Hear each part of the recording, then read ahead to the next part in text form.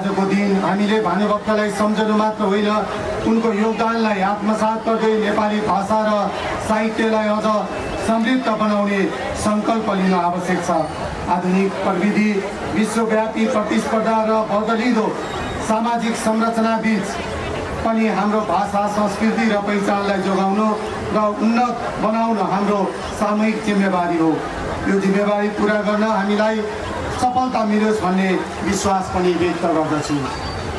भानुभक्तले देखाएको मार्ग, सरलता, स्पष्टता, जनतासँगको निकटता आज पनि उत्तिकै सान्दर्भिक रहेको छ।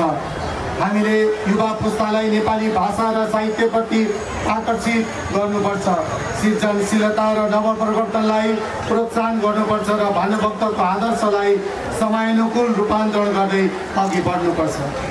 भानुभक्तको सम्मानमा जे जति गरिन्छन् ती सबै नेपाली राष्ट्रियताका पहरेदार कर्म हुन् र नेपाली मौलिकताका परिचायक हुन्।